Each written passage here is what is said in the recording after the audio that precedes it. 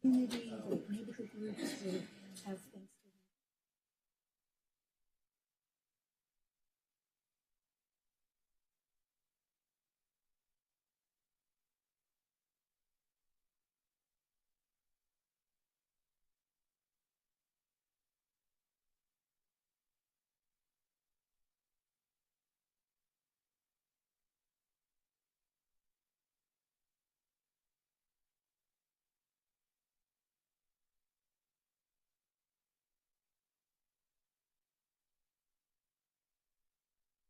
I'd like to call to order the regular scheduled meeting of the Planning Commission for January 17th.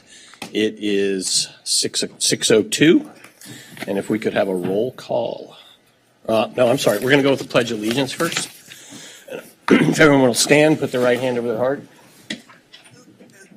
I pledge allegiance to the flag of the United States of America and to the republic for which it stands, one nation, under God, indivisible, with liberty and justice for all.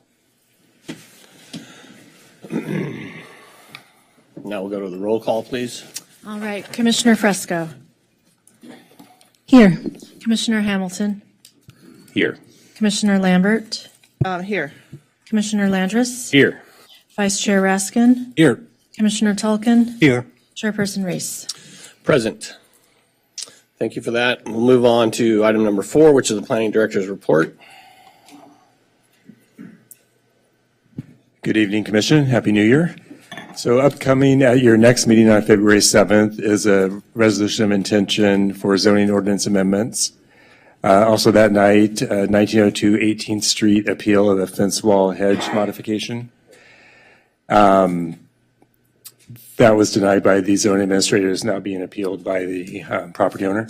And then on February 21st, we are anticipating items to be determined. So that means we haven't figured that one out yet.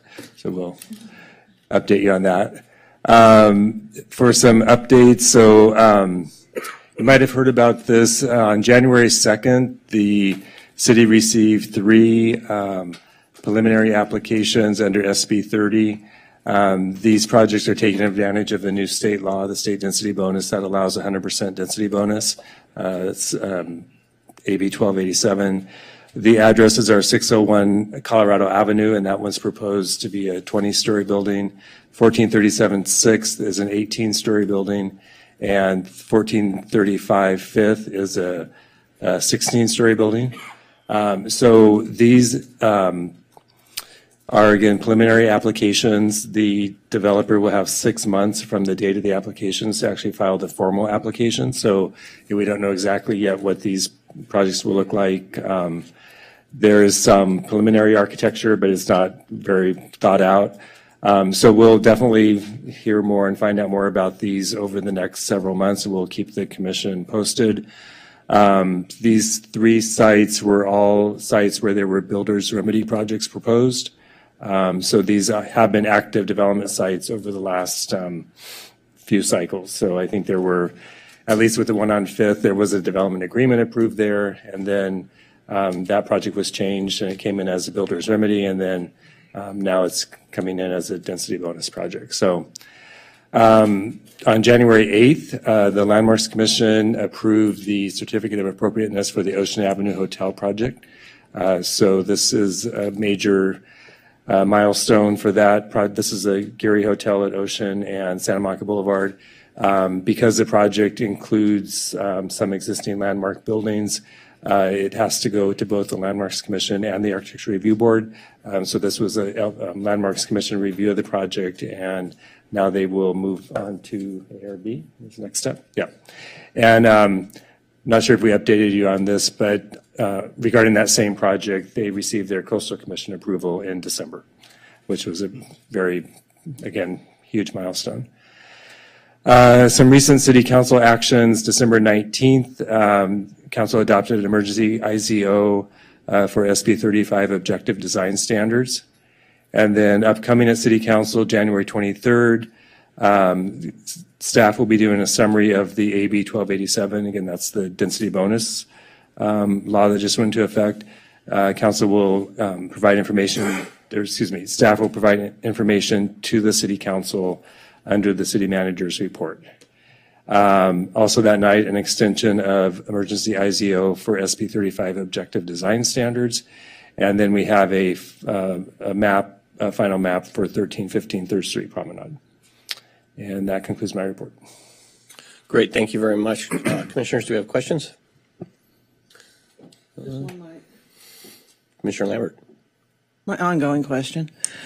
Have we heard or been contacted by the state at all regarding our neighborhood commercial request? And do you have an idea why not?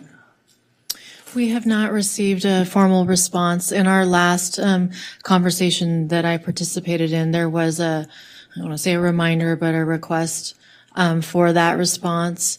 And HCD acknowledged that it's outstanding and it is due to us. We did not receive a formal explanation, although I do know there are numerous requests for technical assistance and with their staff. We tend to have periodic calls with them. We will make sure that that remains on our list to follow up on. And in the meantime, have there been any development proposals with the upzoning of neighborhood commercial in those areas? I don't think so. I'm not aware of any. Okay, thank you. I guess I'd like to just chime in on that discussion regarding AB 2087. I would urge you guys to include a discussion of CEQA on that because there seems to be some concerns about that in the community and make that a public conversation. I mean, it's not a conversation, but at least we've talked about it in public. Yeah, I mean, we are looking at that as well as everything else. I mean, this is a very new law, and so we're working closely with the city attorney's office and everyone to figure out what the rules are. Great. Yeah. Thank you very much. Commissioner Lambert.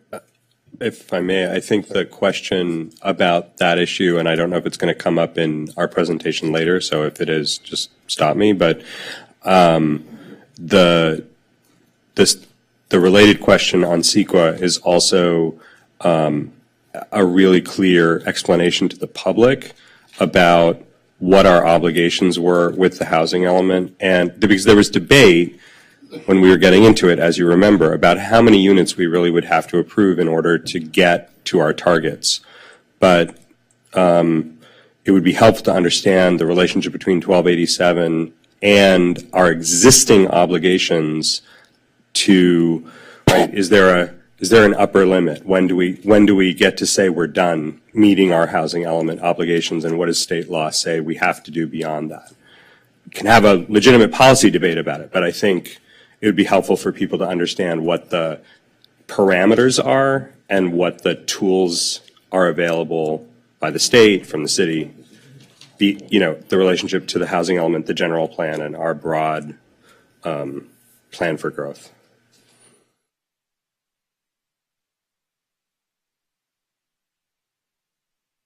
Yeah, and that's on the 23rd. So we'll look, unless we have some discussion on that tonight. Sorry. Okay. Okay.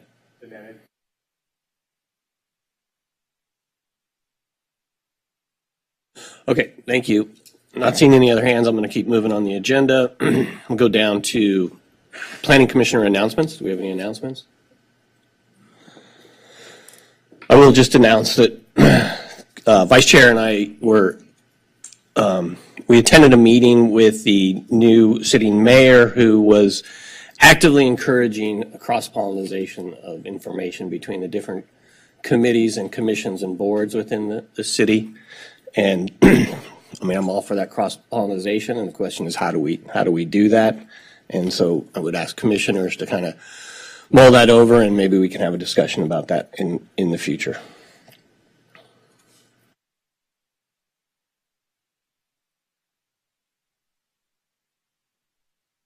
Announcement. Sure.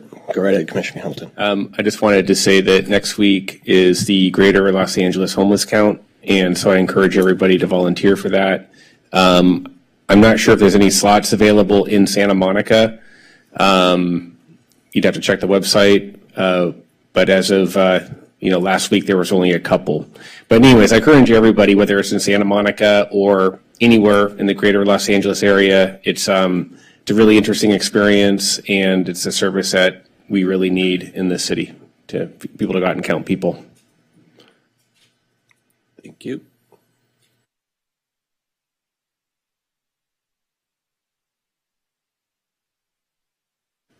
Going to move on to item number 6, which is public input on items that are not on our agenda tonight.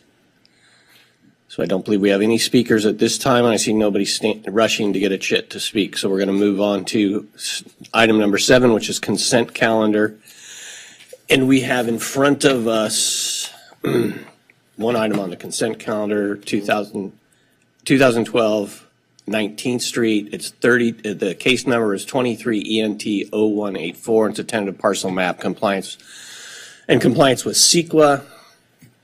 I'm going to ask if there are any ex parte communications on this. Is there anybody interested in pulling this case? Okay, and then can we go ahead and get a motion on the consent calendar, please? I move approval of the consent calendar. Second? Second. We have Commissioner Landers, second. Get a roll call vote, please. Commissioner Fresco, Yes. Commissioner Hamilton, Yes. Commissioner Lambert, Yes. Commissioner Landris, Yes. Vice Chair Raskin, Yes. Commissioner Tolkien, Yes. Chairperson Reese. Yes. Can I make one comment on this? I just learned something I learned something striking the other week. Is that all right? That I think is relevant To this case? to this that we just case heard? that we just heard briefly, which is that the feds do not backstop, do not finance small projects like these, which is partly what makes them very hard to build. And so, this is a new 2-story, 3-unit condo project that's coming in, replacing a 1-story single-unit residence. And that kind of low-density housing is the backbone of housing, all over the country and for achieving income diversity. And it was just striking to me to learn the other week that backstopping financing on the federal side only kicks in when you're talking about larger multi-unit residences. So just a note that it's, what we can do in Santa Monica and what we can do in California is also constrained by what the feds do. Okay, I'm going to say Commissioner Lambert, but just remember, we're not getting into it. My experience has been that HUD generally doesn't fund multifamily housing. However, that the housing vouchers would be okay for this project. So, okay. Okay, we're going to move on to number 8, please. We have a study session. There's the overview and discussion regarding the upcoming phase 2 of the implementation of the 6-cycle housing element programs. Ross, can you lead us in this? Good evening, Commission. My name is Ross Furman, and I'm joined here by the rest of the Housing Element team. And the purpose of this item on the study session is to provide you an overview and an introduction, or I guess a reintroduction to the Phase 2 implementation of the Housing Element program. So we've completed Phase 1 last year. Now we're moving into Phase 2, which are more targeted programs overall. So to give you a quick overview, I'm going to run through the ones that you will be seeing throughout the year. But before we begin that, just an anticipated schedule so you can see when it's coming. So tonight, we're giving you the introduction. In January or February, we'll be providing an info item to City Council, also kind of reintroducing them, giving them a refresher to these groups of programs. In January and March, we're anticipating holding stakeholder outreach events to kind of more targeted input from either the development community, affordable housing providers, or residents. On May 1st, we're anticipating a Planning Commission study session. That is where we'll really get into the meat of these programs, present new ideas, potential red lines, so you can really start seeing the direction we are headed in. We will also be doing stops in May to the Housing Commission, Rent Control Board, Building and Fire Life Safety Commission for more targeted discussions on certain programs.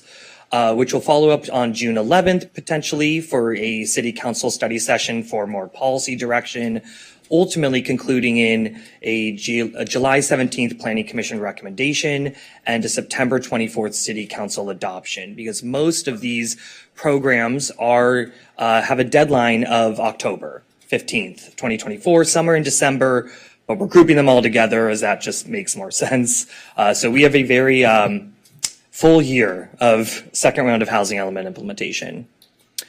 So to start out with program 1B, which is to streamline the architecture review board process and ensure design review objectivity for housing projects. The ultimate objectives, the high level objectives for this program would be to clarify that design review cannot be used to reduce density or deny a housing project.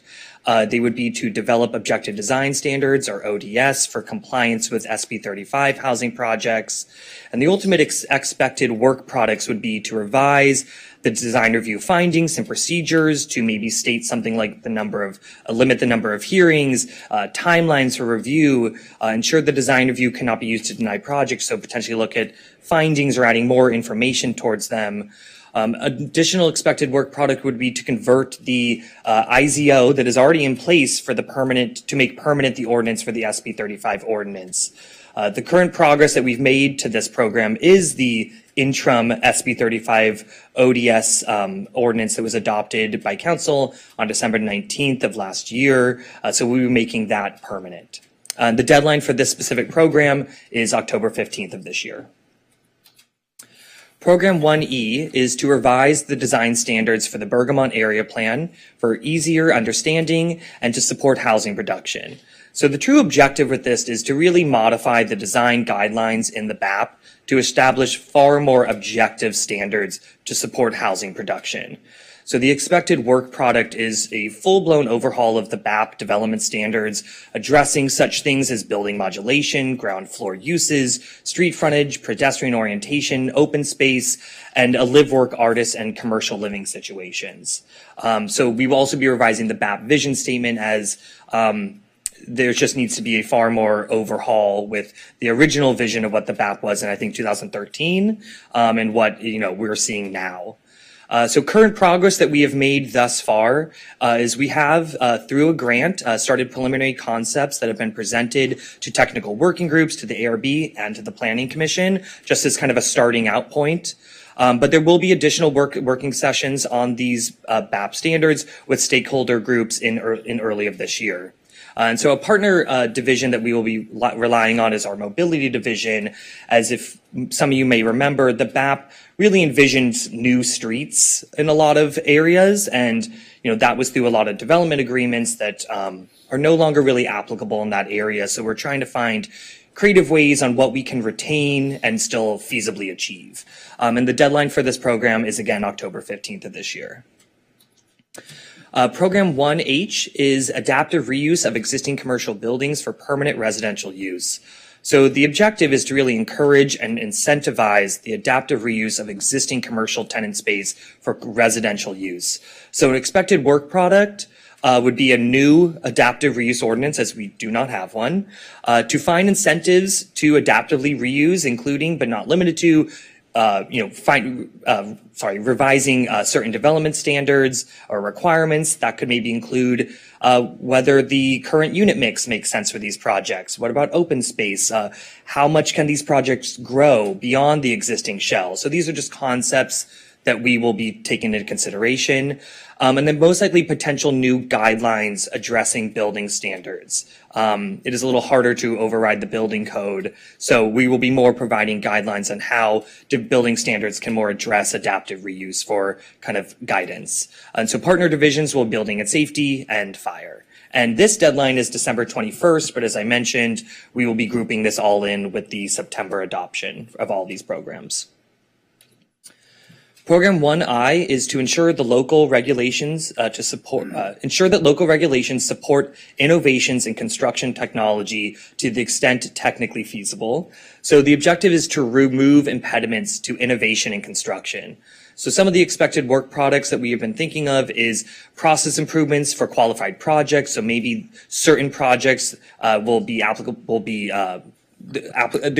an applicable streamlined building permit review process for these projects, and really finding out what are we going to define what it means to be a housing project utilizing innovative construction methodology and technology. So a big partner will be our building and safety division, and the deadline for this is December 21st. Program 2B is the right of first offer ordinance for nonprofit affordable housing providers. So the objectives really are to support 100% affordable housing by assisting nonprofit providers to be competitive in the land acquisition market. And also to allow nonprofit affordable housing providers to receive advance notice and submit early offers when land goes on sale. So expected work products could be a public flyer, informational materials that promote SB 1079 that came into effect in 2020, and a study session or info item as well on this offer. Partner divisions will be the housing division, and the deadline will be December 21st.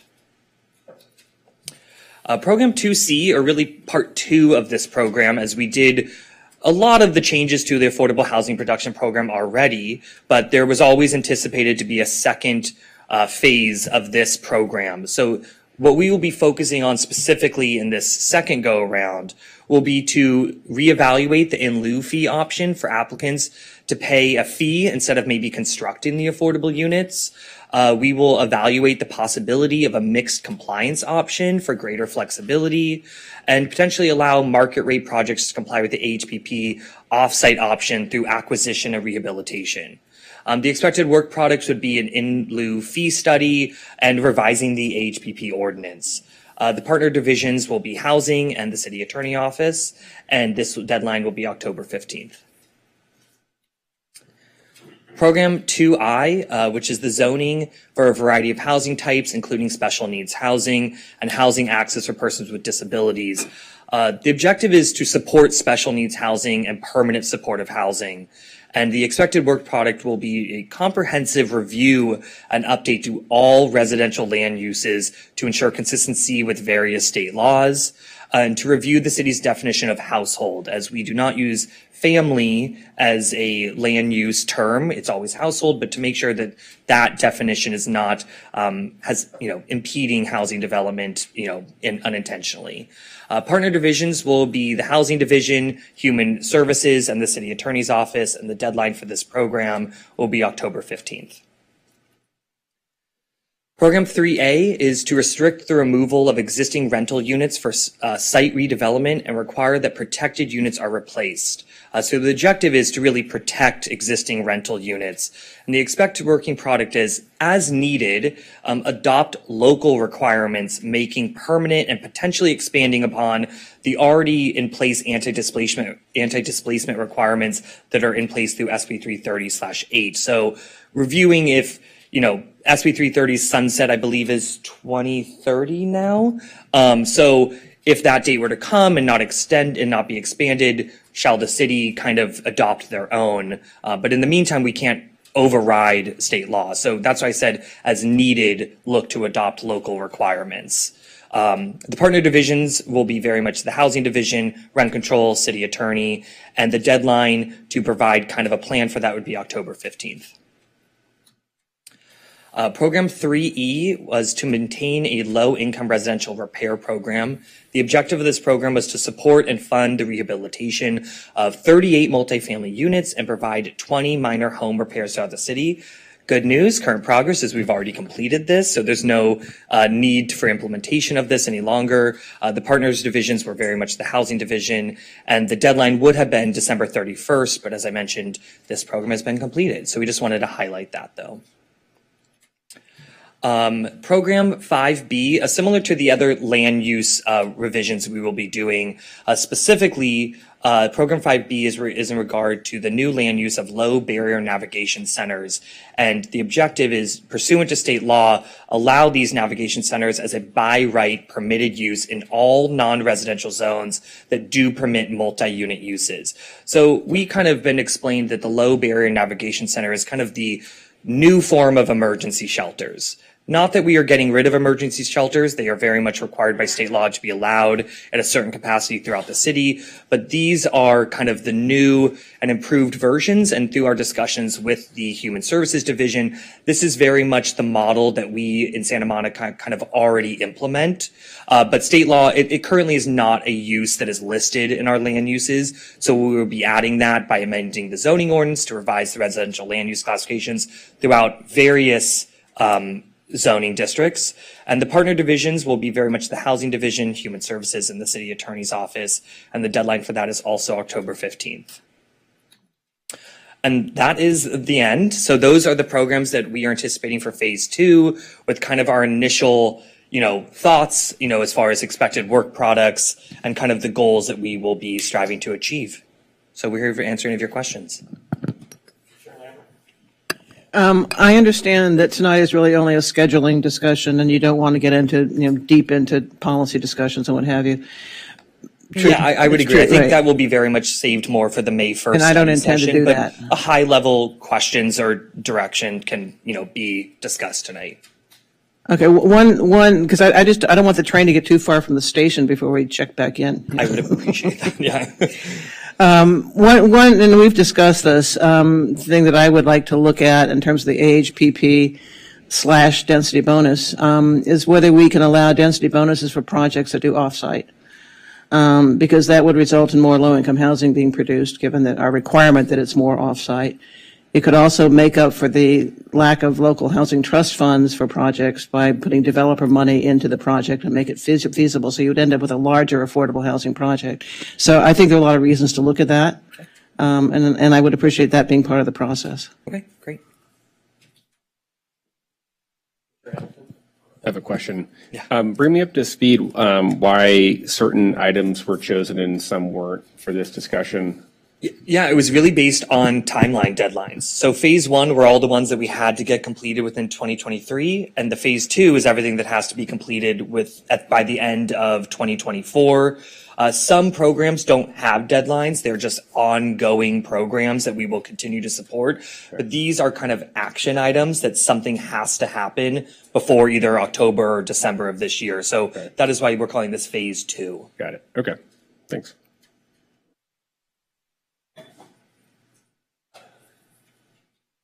Vice Chair Raskin. Thank you. Great presentation. With respect to 1B on the ARB process, just out of curiosity, in general, are we seeing many, if any, ARB appeals? I would say very few. They would have gone to you also if you would remember if you were seeing a lot of them. I think it's very seldom. I think the last one I can think of was 1665 Appian Way, but I think that might have been the only one in 2023. So it's a very rare occurrence, I think, that ARB is appealed, but they can be appealed and they would be reviewed by Planning Commission in a de novo hearing. Got it. And jumping into the adaptive reuse part of this, I'm just in terms of the broad vision of this at this point, do you envision that this would apply to really all existing buildings, or are you prioritizing certain categories of buildings here? So the program specifically calls out existing commercial buildings, but we've had, preliminary discussions amongst the group to really include, well, why not all buildings? Why just commercial buildings? So I think that has been a discussion of other buildings that might technically fall under a residential land use, but they're not true multifamily necessarily. So maybe expanding the program to include any existing building is something that is being discussed. Yeah. I'm really excited to see what that looks like. Jumping ahead to the program 3A about restricting the removal of existing rental units. I think one ongoing conversation that has been recurring at the rent board, as far as I understand it, has involved not just the removal of units, but the removal of amenities and shared spaces within buildings for the conversion of things like garages to ADUs and things like that. So since we're looking now at the 30,000 foot level, I hope that we can consider how we can potentially address redevelopment at sites that might include the partial conversion of not just units themselves, but also amenities, and how that would fit within both, our jurisdiction and the rent board's jurisdiction. I mean, I think that's a very layered, because there is the, requirements for replacement and protection under SB 330 and 8, but then there's also, you speak of ADU conversions, which is where we're seeing a lot of those amenity spaces being converted to not amenity spaces anymore, where ADU state law specifically calls out those amenity spaces as being able to be converted. So we'd really need to maybe look at the intersection of those two laws at the very least, and see, what wiggle room there is there. There might be none. Specifically ADU state law calls out garages as, being allowed to be converted. And I don't believe SB 330 or 8, identifies those areas as the areas that need to be protected similarly as the units. Yeah. So it's something we can look at for sure. Yeah. And, kind of adjacent to that as well.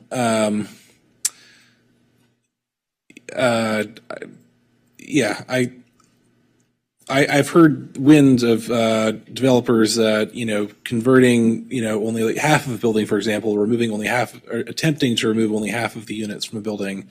Here I'm not talking about shared space or amenities, but, thinking holistically about the equity implications of potentially removing half of a building and then what does that look like in terms of a replacement matrix?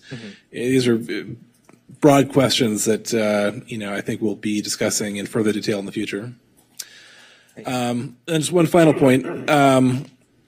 In terms of incentivizing low barrier navigation centers, I mean, have we had any interest from folks who want to come to town to build them, or?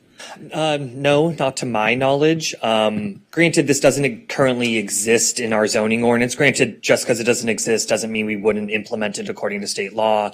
My knowledge, I have not received any interest or know of any interest in kind of doing new, providing a new a structure or, facility.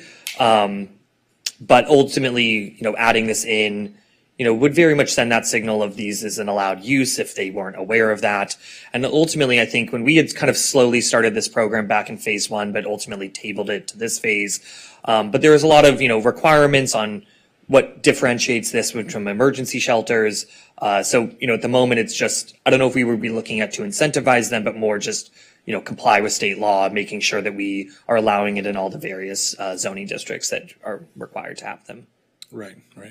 Okay. Yeah. Thank you very much. Yeah.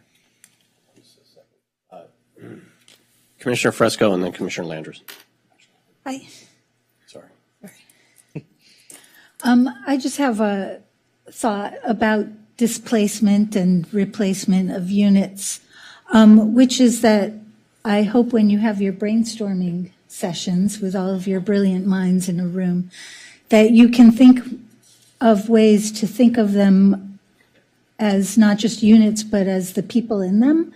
Because I think in Santa Monica, we're really struggling with the loss of long-term residents and people, generational families and people like that who are being displaced and leave town. And yeah, there's a new unit of that income level in its place, but it's new people and it's kind of breaking up our continuity. So if there's a way to think of humans as well as units. I think there is I think that's a very, good point. And I think just to highlight, there are, right of return offers that are required through SB 330 and 8, whether people take them up on that offer. But, I think, that would be areas that we could look at expanding if these laws ever sunset, essentially. But there are some protection, I don't know if you want to call them protections, but trying to retain the people and not just the units. Right, yeah, I think they need to be strengthened. I feel that I just see in the community that people are leaving and it's breaking up. Thank you. No problem. Okay, I'm going to change my order just a little bit because I think Commissioner Tolkien had his hand up and I didn't see it. I was wondering under Program 1I, whether you're looking at prefabricated systems or factory-built systems? I will be honest, I don't think we have a limit on what we're looking at yet. So I think that if you have suggestions on innovative construction technology, we are, have open ears of ones.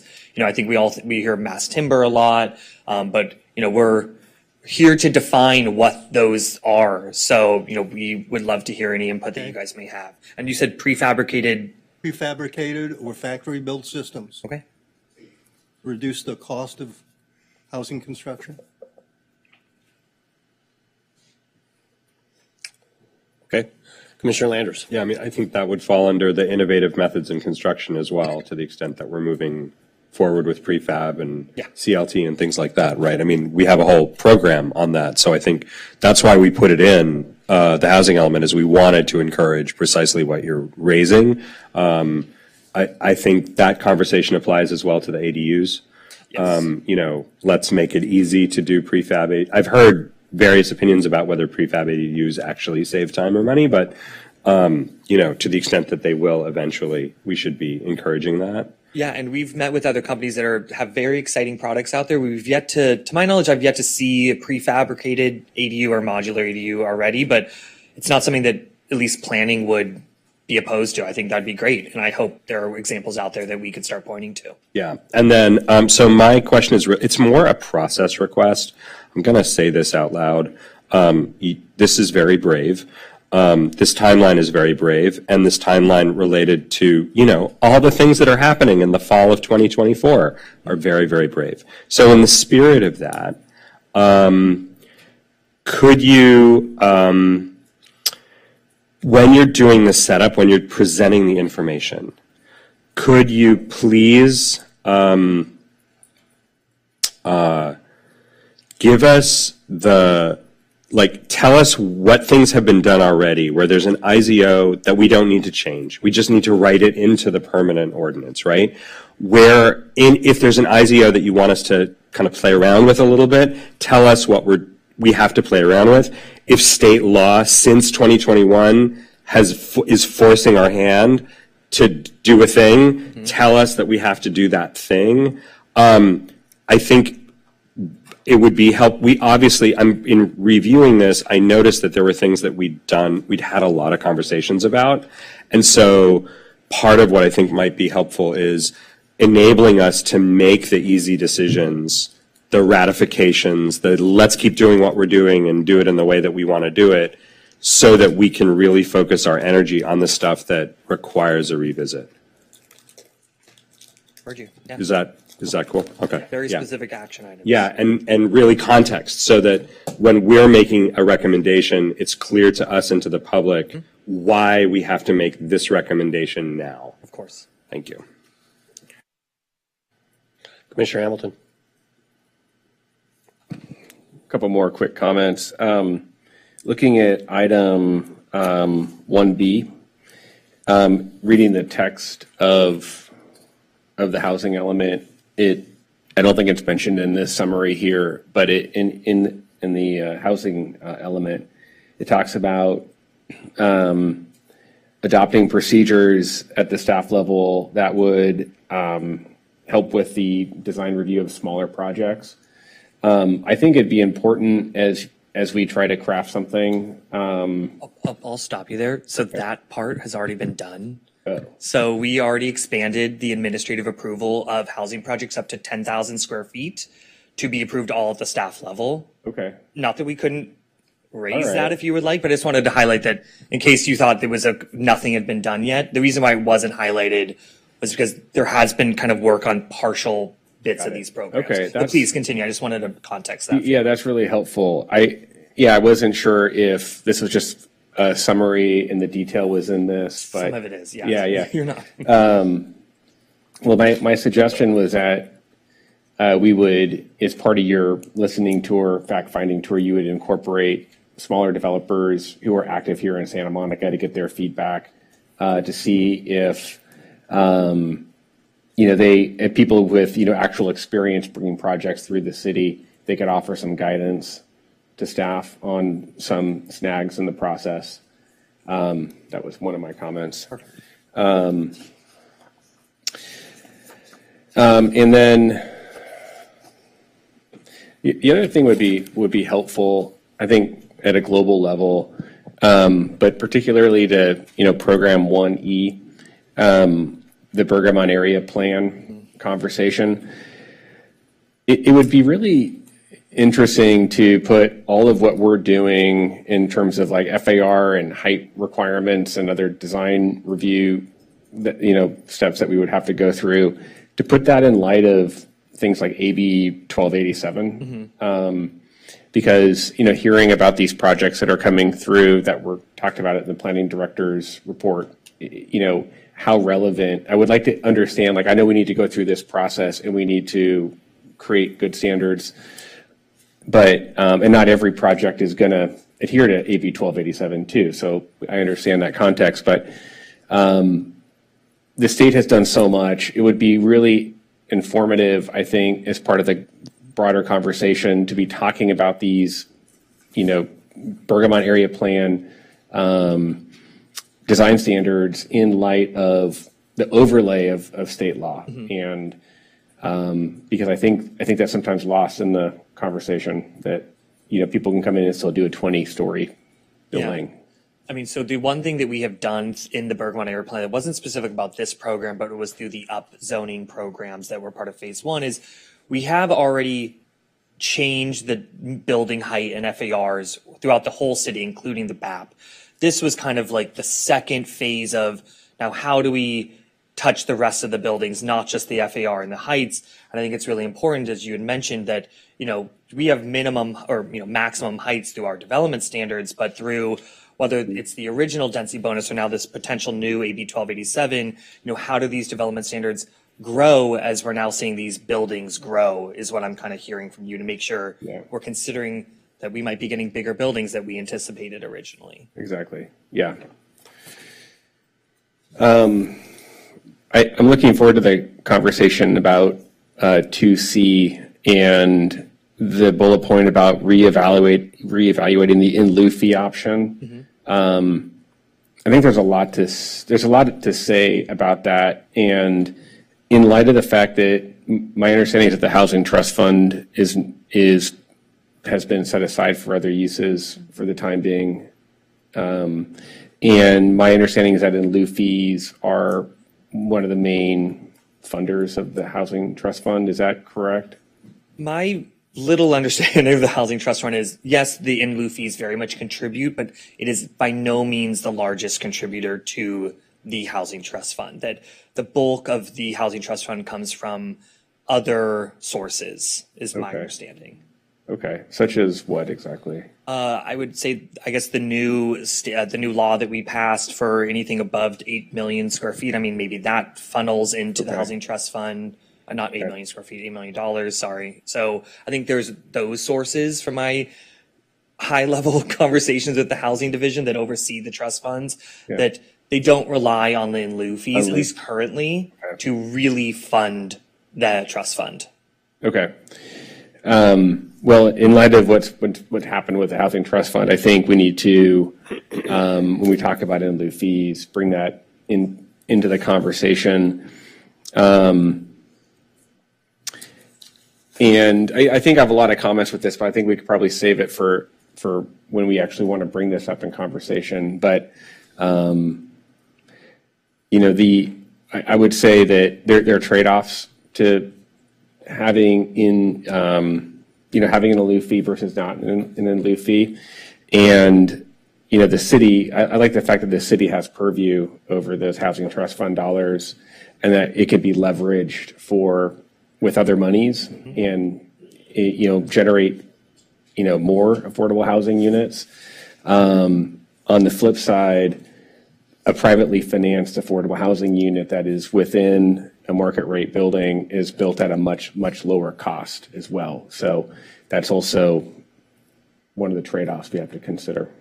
Yeah, and if you had seen the housing element program, I mean, there's a long list of things that we are considering, right? None of these are necessarily what we're tied to do. There are some that we have already done, but these are just, the things on the table that we would like to address and have the discussion with you all in the community. Great. That's it. Thank you. I just have a follow-up question. Yes. Go ahead. When we talk about in lieu fees, we're only talking about projects with five or fewer units, right? That's correct. So part of the first part of the implementation program of 2C was, so we've always had an in lieu fee. Right. Originally, it was for projects 4 and under could pay an in lieu fee, which was a annually updated square footage amount that you would multiply by the entire floor area of the project. We raised that to 5 units, so still there is a cap. So anything 5 and under can pay an in lieu fee without providing the unit. Any project 6 or greater units have to provide an affordable unit on site.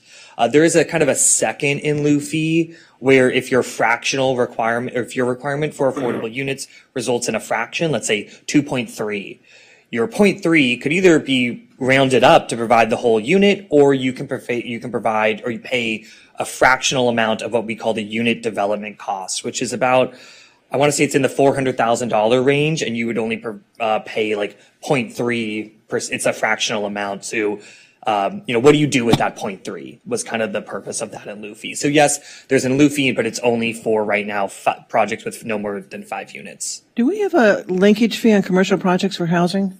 Sean tried to explain to me, but I couldn't hear him. Yeah, we have a commercial linkage fee. Ultimately, there has to be, I think, commercial in the housing project for that to be applicable. But yes, there is a development impact fee for it. And that goes to the Housing Trust Fund? I don't know exactly Presumably. where it gets funneled into, but yes. One would hope. I would assume. There's a handful of trust funds, though, so yes, for housing. Oh, that's interesting. Okay. And one could actually, correct me if I'm wrong, but one could see off-site inclusionary units as being an in lieu contribution versus something in, I mean, that's just, you don't have to answer. Okay. That's the way I look at it. Okay. Hold on. I don't think Commissioner Raskin spoke to this one yet. This is on this. Okay, go ahead. I'm going to throw this into the mix only because it's in the news all the time. With the U.S. Supreme Court taking up the question of impact fees, and us looking to do this work by October, I believe that Prop 218 already kind of protects California because we're not allowed to overcharge. But I do believe that we ought to just be really clear that that the linkages are defensible and that as we unpack this. But I again, in the spirit of avoiding misunderstandings at the moment of decision making, as much clarity and context when this comes to us would be helpful. But it's a California case and it's going to the state Supreme Court. It's not U.S. There are multiple. Okay. All right, I'm going to ask Vice Chair Raskin. You haven't spoken yet. I'm happy to defer to you. Nope, I'll go ahead. I'll go next. All right, that's just one hopefully quick question. At various points during the housing element process, we've asked about potentially talking to the fire department to revise the high-rise definition. I can see that fitting into maybe a few of these topics here, and I'm curious where that landed. I mean, maybe we'll let the community development director respond to that answer. That question. So there are ongoing conversations about that topic. The city's in a bit of a transition with our fire chief. So we have an interim fire chief currently. We expect a new one within the next few months. So that's one of the things we'll check in. It sounds like, the potential opening is that maybe it's possible, but it assumes that we can provide the resources that the fire department would need to compensate for those buildings being taller and not having the fire suppression systems that they were looking for. So it's an ongoing discussion. It's been ongoing since my first planning commission meeting in 2007. And I don't think that was the start of it. Okay, are you? Okay, I have just a couple of quick questions. Going back to the modular, I think it was 1I, discussion. One thing I just highlight to you that I've run into in my work is modulars are modular, so they're every 20 feet. And when we have design standards that say we need a building break every 25 feet, it creates a problem. So kind of keeping those things in mind as we're putting together the modular program. And then kind of random questions here. 2B talks about AB 1097. I think this, and can you, this has to do with the first notice to affordable developers. Can you just give me an overview quickly of 1097 to remind me? It's been a little while since we've talked about it. You know, it's been a little while since I've also updated myself on that one. So I don't know if anyone part of the team has the off the top of their head. If you don't worry about it. We're going to have time to talk about it in a We'll couple of back months. to you on that. All right. Yeah, it's it's a lot to remember right now. But yes, we will make sure that we highlight what it's the impacts of SB 1079 will be on this program. Okay. Then also just remind me for the fun of it, there are concerns with the household definition. I think this had to do with corporate housing stepping in, but I just would like to remind myself. I believe we're not saying there's necessarily an issue with our definition of it. We're not sure of that yet. But we just want to make sure that it doesn't impede, making sure that multiple tenants are under one lease. It looks like the city attorney might want to jump in on that, but. Right. So just very briefly, that it's something that HCD had as a standard comment with respect to several housing elements, as we understand it. Ours is one of them, is just to ensure that our definition of household did not impede. You said basically multiple tenants living under one roof, or was too constrictive and could even have fair housing implications. So it's the idea of allowing, as many people as want to live together in the proper situation and kind of not interfering with that. So that's just, and as Mr. Furman explained, it was a request to ensure that there aren't any issues and see if there are any adjustments that should be made. Okay, great. Thank you. Congratulations on 3E that we're already completed with it, but it leads me to believe we need to do more of it. And I assume this is just a funding issue? Yeah, I think. Yeah, I mean, the reason why it says 38 is because at the time that we did the housing element, we knew we had the funding for 38. So we would have to check in with our partners in Housing Division. Obviously this would get updated later on, but 38 was what they could commit to because that was what we had funding for. Okay, well, maybe we can change the verbiage a little bit. That is completed for now, but looking at ongoing resources or something like that, because it seems like it was It's successful. not necessarily a program we want to just give up on, Right. is what you're saying. Yes. Yes. Last but not least, and I do not want to really find out the answer to this in reality, but have we seen HCD look at these issues of, okay, we now have an approved housing element and we have a program that's due by October 21st, and how first of all, does that violate it violates our housing element from the standpoint we said we were going to do it. Does it open us to builder's remedy again? And have we seen, HCD, in my conversations with them these days, are pretty busy dealing with things. And I wonder how focused they are on these little programs. Yeah, so I'm not completely sure about the the consequences of not complying with these deadlines. I do know, though, that these programs are updated every year with the APR, and that's how they're tracking them. So they're comparing progress and what we're reporting on each of these programs to the deadlines that were implemented in the housing element. Heidi, I'm not sure, maybe the city attorney knows about the actions taken. Sure. So builder's remedy definitely can come into play if the city takes an action that is, enforcement actions can come into play if the city takes an action that is inconsistent, right? And so to your point, how closely HCD is watching that remains to be seen. They are extremely busy, but the city would be open to that. The city is also open to lawsuits by private parties for to compel the city to get into compliance as soon as possible. And builder's remedy is also a potential consequence.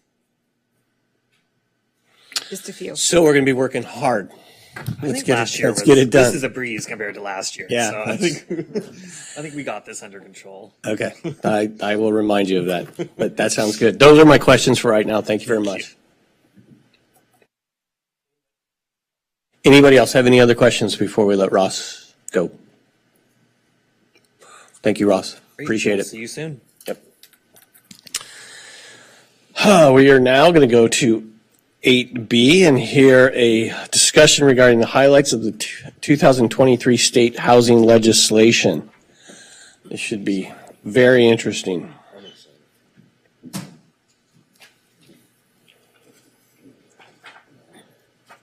Sorry, I'm not.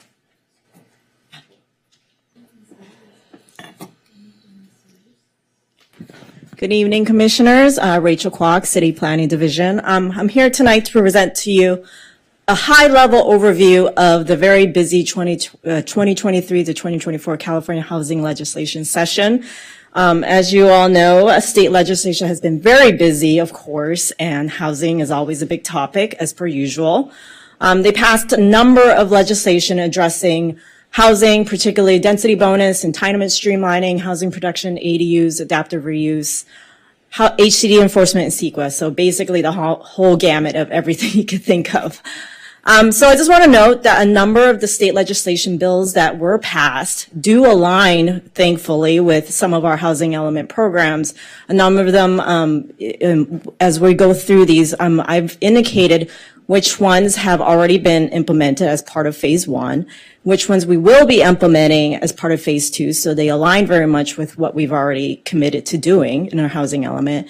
And the blue star ones are further amendments that are needed to address consistency with state law. So to Commissioner Landers' point, this is kind of where we are talking about how we are making the next steps to comply with state law versus what is part of our housing element program. The first batch of legislation, the two most relevant bills that you should know are with regards to density bonus. SB 713 basically says that state density bonus law applies even if there is a local initiative or referendum. This was to make sure that density bonus projects are able to waive any standard, even if it's adopted by referendum. And so this was just a clarification bill.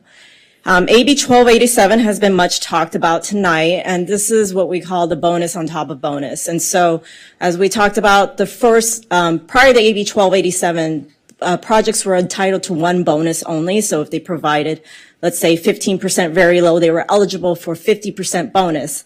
Now, AB 1287 changes that, and they basically get another round at the buffet table. So they get to go back and add additional bonus. And as Ross mentioned, they are now eligible for up to 100% density bonus, depending on what they provide.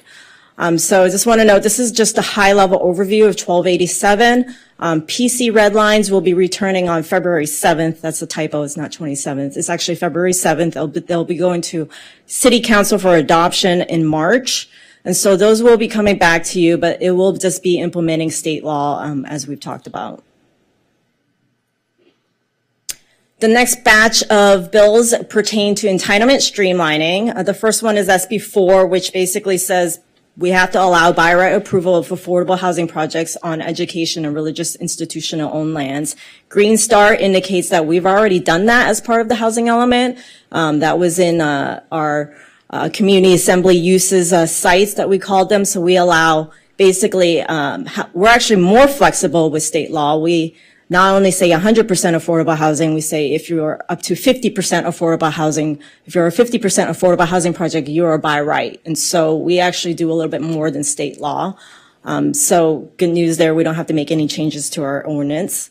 SB 423 just basically extends SB 35 to 2036. And so it was supposed to sunset this past year. SB 35 extended it. And it also authorizes the use of SB 35 streamlining into the coastal zone. Before that, SB 35 was not applicable in the coastal zone. SB 35 the SB 423 also modified the wage and labor standards in SB 35, so there are different standards pertaining to healthcare and so forth. And then SB 684 is one that does affect us, and we will have to make changes to our municipal code to reflect that. This basically says that any subdivision map and housing project with 10 units or less in our R2, R3, R4 zones that are less than 5 acres, which all of them are, they are now ministerially approved. So that means tract maps that used to come to PC, the Planning Commission, to you guys, will no longer come to you guys. They will still have to go to City Council, but City Council cannot deny it. They're just acting on it, but they cannot deny the tract map. So that's a change. And this goes into effect July 1st. And so we still have 6 months to implement this. So SB 684, this doesn't apply if the project is demoing affordable units, rent-controlled units, units that were occupied by tenants in the last 5 years, and units that were withdrawn pursuant to the Ellis Act in the last 15 years. Slightly different than SB 330. Don't know why, but these are the requirements for utilizing this streamlining under SB 684. In addition, this law says that if someone is utilizing this streamlining, their minimum side and rear setbacks are going to be 4 feet. Unless they're retaining their existing building, then they get to keep their existing non-conforming setbacks. So this is similar to what is prescribed in SB 9. And then in addition, this law says that we have 60 days to approve the tentative tract map from the date of completion from the date of completed application, and that the building permit must be issued after the tract map and completed building permit application is done.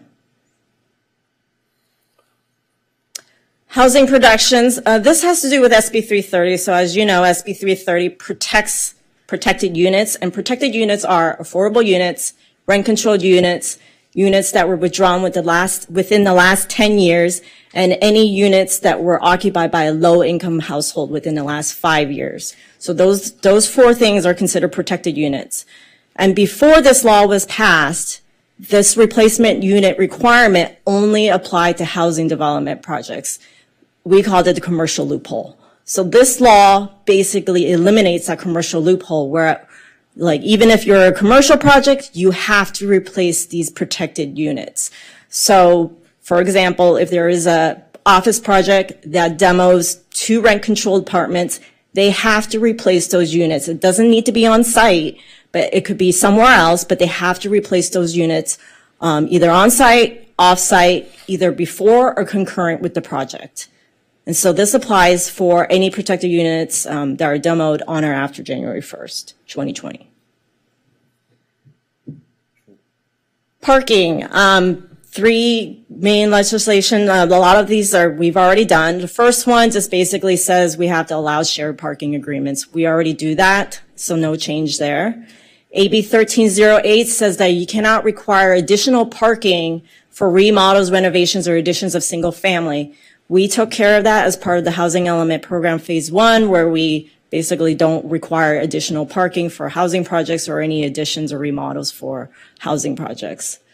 So that's done. AB 1317 has to do with unbundled parking. It basically mandates unbundling of parking for any multifamily developments consisting of 16 units or more, and this is applicable after January 1st, 2025.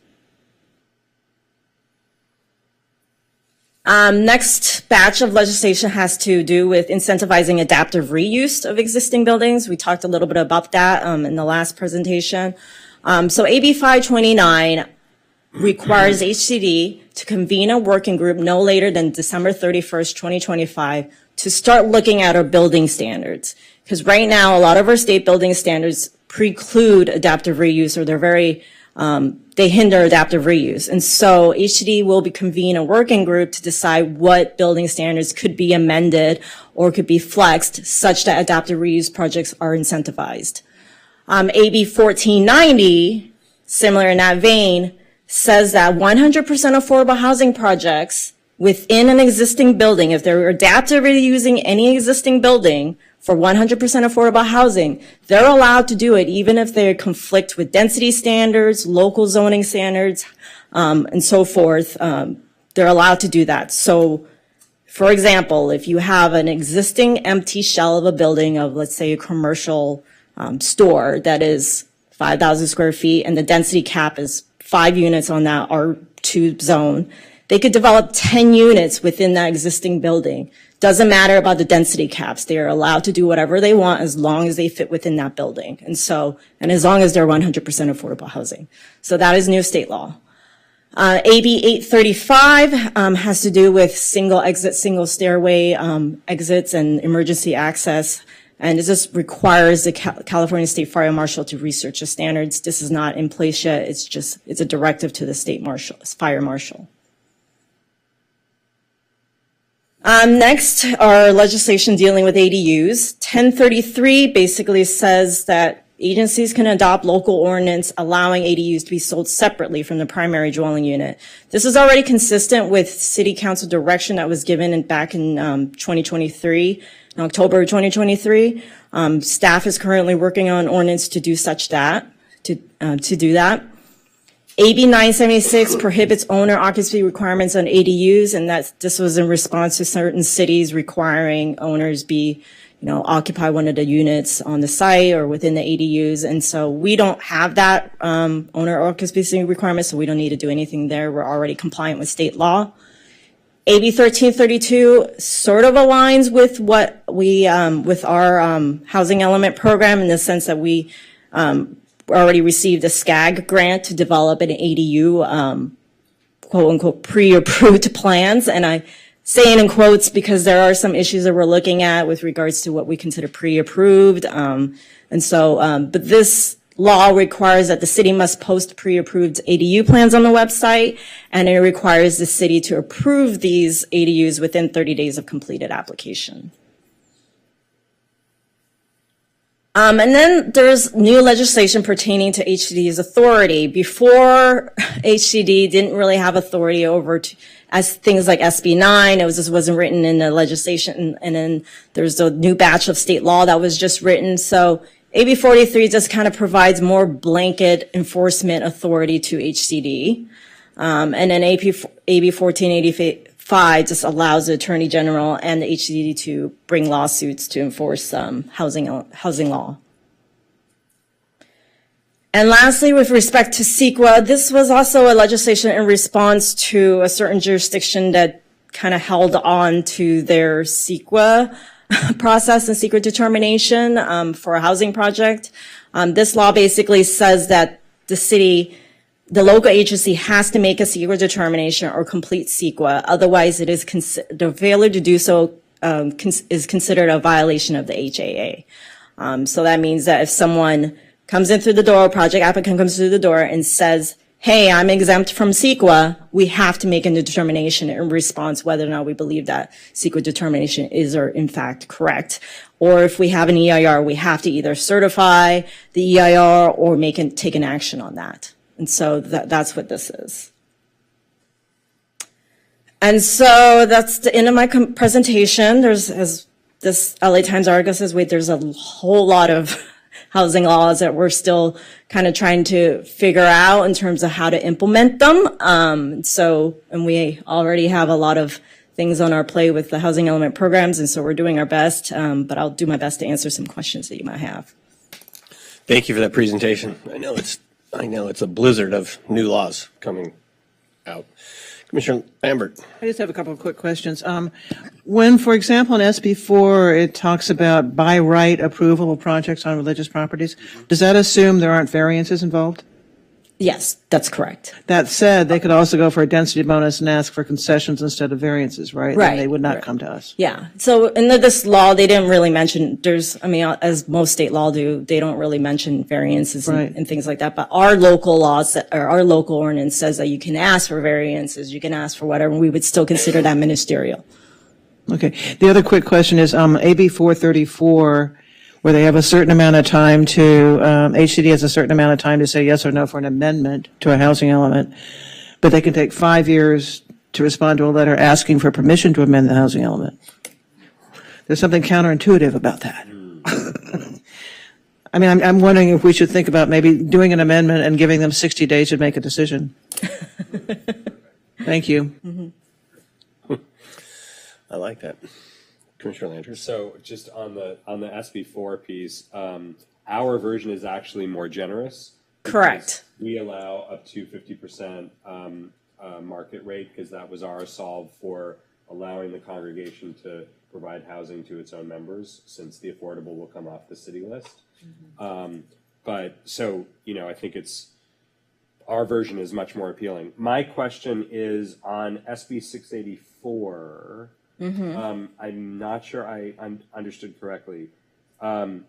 Would that simply take the, what we just did tonight, would just remove it from our agenda entirely? Correct. Great. Okay. So we don't even, it's gone. Correct. That is terrific. We're not earning our $35. Okay. All right. I think. Right. No, because you said something like we didn't have distraction, and I wasn't sure. I didn't think we did. Okay.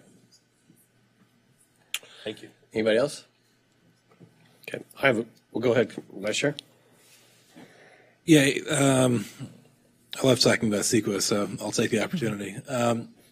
AB 6033 is really interesting. And so my understanding and some other folks' understanding is that this changes the burden of proof to some extent with respect to how agencies weigh substantial evidence of whether an exemption applies or not. And to the extent that there is substantial evidence in the record that supports an exemption, I believe that AB 1633 now says it's an abuse of discretion to not find that a project is exempt. I don't think it necessarily says that. It just says we have to make a determination within a certain period of time, whether or not determination of whether it's exempt. It basically says we can't sit on our butts and just not do anything about it. Right. It's an interesting law. I'm curious to see how this plays out. I know, I believe one other jurisdiction in Northern California has taken the position that now, as long as a developer comes to them with substantial evidence supporting an exemption determination, that now it's out of their hands. They don't have discretion anymore to find that they can proceed with anything other than an exemption. So again, curious to see how this all plays out. Okay. So I guess I have a question for you on 713. It says I can ask for waivers from development standards. And it's interesting because my office is kind of looking at this and we're thinking development standards. This kind of blows out even 1287 because now I don't have any density standard if we're reading that properly. So I think that's really a big change there as well, because no longer is it 1 unit for every 1,500 square feet. I can ask for a waiver from that. No, I don't think this is what 713 was saying. 713 was saying that if there was a local referendum of, let's say, buildings, a city adopts a referendum that says buildings cannot be taller than 84 feet, they could use state density bonus law to bypass that 84 feet limitation that was adopted by referendum. I see the referendum reference in there too, but I also see them saying something about development standards. And to me, a development standard is like a density standard. So I mean, we're researching it, but I think that that's just as powerful, if not more powerful, than 1287. Can I ask a follow-up on that? Sure. Okay, so I'm really interested in the definition of what precludes the construction, because let's say you have now we have 100% density bonus, right? Right. Okay. So if a city comes along and says, hey, you can do this, but we're actually going to we need you to do it in 2 massings, right? You could do I'm going to make up a number that's not in front of the planning director, okay? You can do 36 stories. You can't do 36, but we'll let you do 2 times 18. We're going to let you build that number of units, but we're just not going to let you do it in a skyscraper. Is that physically precluding construction of the development, or is that telling them they just have to build it in 2 pieces? So I can hop in real quick Okay. on this. There is case law to suggest that the city cannot really redesign a project for a developer, and there's also guidance from HCD to that point. There was a jurisdiction that basically hired an architect to kind of counter what a developer was asserting with respect to physical preclusion and how all of the density bonus units could fit. And HCD frowned upon that quite seriously and basically said, you can't just do this and have them redesign the project. It's still the developer's project in many ways. Okay. So it would be difficult to do. Would it preclude the city from making, I don't think this law would, but I'm just curious now that you've raised that, would it preclude the city from making a counteroffer of saying, hey, if you want to put your affordable units over here on some publicly owned land and you want to go ahead and build that for us, and you can have an all market rate unit over there, and achieve whatever the, height limit was. Would that be considered interference or simply the city making a counteroffer? So I think we'd have to look at the facts. I think the overall, and Ms. Kwok can weigh in on this as well, the overall message that we get from the state is that the developer is really in the driver's seat when they get to design projects, especially under state density bonus law. The city has a very heavy burden to carry if it's going to reduce the size or deny the project or even deny these incentives or concessions and waivers. AB 1287 doesn't even allow the city to ask for backup documentation anymore to support waivers or incentives or concessions. So really if you are utilizing state density bonus law, the state has basically said that you are basically in the driver's seat. Okay, I will then reiterate Commissioner Lambert's point from earlier that we really need to know if we can apply density bonus on the offsite as well as the I don't onsite. think it's a state law issue. It's local. No, I know, but if we can get ourselves that flexibility. Yeah. Yeah, the state does, new state density bonus law gives us very latitude to ask for information. I think they crossed out the word, they need to put reasonable information or, so we can't even ask for documentation, things like that. So it's a very, we have very little latitude in saying no. And on top of it, this kind of goes back to Commissioner Hampton's comment earlier, and maybe you were here, I can't remember if you missed this meeting, but we had an ODS meeting, and we were talking about the objective design standards and how we kind of want to have a light touch with them because people, if it's too onerous, people are just going to waive out of every standard. So it's really a conundrum that we're in terms of trying to create design. Correct. Like a developer could say this precludes the construction of my development or this, is too costly and we're not allowed to come back with, a financial analysis. We can't ask them for much. Reasonable information, I think, is what the exact words were. The earth has shifted under us over the last few years. Commissioner Tolkien. I'm just wondering, this AB 1287 seems to me eviscerating all our zoning ordinances. And it's certainly allowing getting developers to go above resubmissions it. from developers to do the maximum they can based on this new law.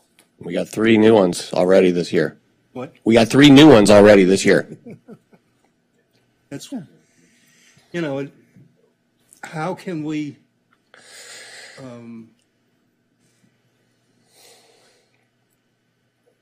not, destroy the infrastructure that we already have, overtax it, if we allow these things to go ahead?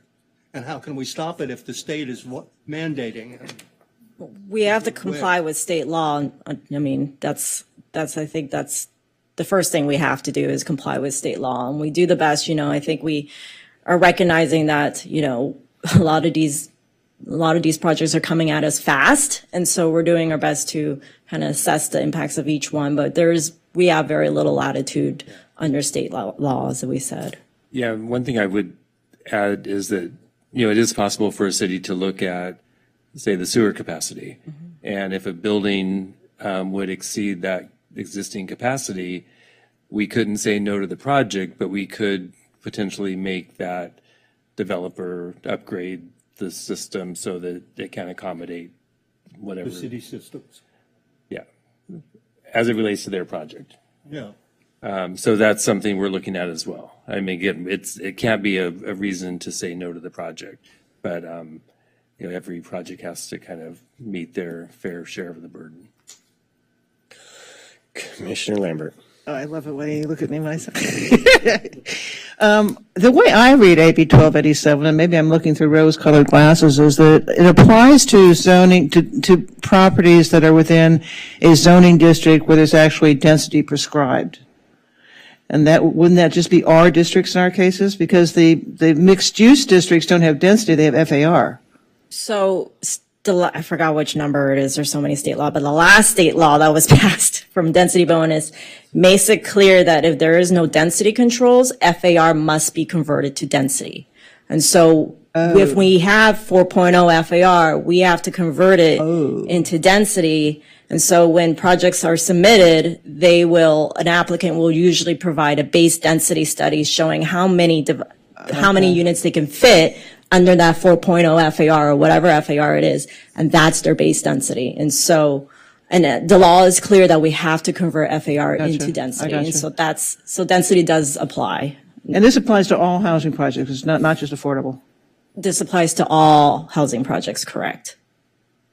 But you don't get to take advantage of it unless you don't get to take advantage of it until you have affordable in it. Right, yes. Well, I guess my point, in the case of FAR, the correction. Housing projects that meet the definition of the state law of housing projects, which is 2/3 residential, and they have to provide on-site. So this applies to those? Correct. Okay, so that's some out. The other thing is, in the case of FAR, there's no inconsistency between the zoning and the land use element, is there? Can you repeat that question? I don't think I followed. Well, I see this as, if there's an inconsistency between the zoning and the general plan, then the general plan prevails. Correct, basically. Right. Right now, I think with the exception of, our multifamily districts, our FARs in the loose align with the zoning ordinance. Right. So it's really not much of an impact. No. And are our districts the same way? What do you mean not much in an impact? Well, there's no inconsistency between the density allowed in the zoning and the density allowed in the land use element. Correct. But the bonus, the density bonus applies on top of whatever max. I understand that, but there's no inconsistency. So I thought this was meant to be if the zoning is less dense. No. That's another law that's already in. Yeah, that was already in place. 2334, so AB 2334. I'm just having a hard time seeing the impact, but maybe it's. Well, the impact is you get to double your density. You get to what? Double your density. You can get 150% in the first density bonus go around, and then you get another 50% for a total of 200%. It's a big increase. Okay. Well, I think Commissioner Hamilton said some time ago that it's really important for the public to know that this is the state. We didn't come up with this stuff, but I think it was really critical. We kind of created it, for the public to know. The state says you can get up to 100%. It's not that I don't agree with it, but they need to understand this is not our initiative. I'm just going to throw one other thing out. I read an application this week for somebody who put in an application for a 24-to-1 FAR under ED1 in the city of LA. I'm not kidding, 24-to-1. Look, it raises the issue, if we can make this up, but, what if we hit our, targets with a dozen super scrapers? What are our obligations after that? This is regardless of RHNA. State housing element law is different than density bonus law. And so we would still have to comply with density bonus law comply with because those it's density separate. bonuses. Yeah, these are all intermingled, but they're separate. Right. Well, And I think you were heading towards, okay, we meet our 888. Now do we get to downzone and No. you can't. I don't think we can't. can. No, I don't think we can. you But I legally- think that's where, you know, that's where the conversations start to get even more fraught than they are now. Well, there's no choice. Yeah. It's, I get it. Yeah. wow. Wow. Heck, I'm glad I don't have to take my heart rate right now. Oh, yeah, they're phasing us out.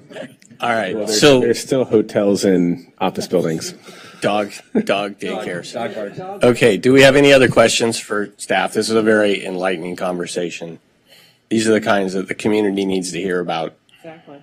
before that 12-story building goes in next to them. The only thing is that I think we should make this an annual tradition. It is super helpful. It is really helpful. We were actually just talking about this internally, given that there's so many new state law that gets pushed at us at the end of the year, that it might be better to maybe just do all state law changes in February, March, and do one ROI for compliance with state law. It might be the best. Yeah. But it's really up because you know better than we do how these fit together, what implication, I mean, in your presentation, what implications they have for the way we're doing business this year and moving forward. And it's just really helpful to be able to surface that up front rather than kind of back into an issue and somebody's, well, why aren't we getting those tract maps? Like, I don't miss them. Well, actually, you can't have them anymore, right? Like, you know, it's really great to have that clarity at the beginning of the year. So thank you.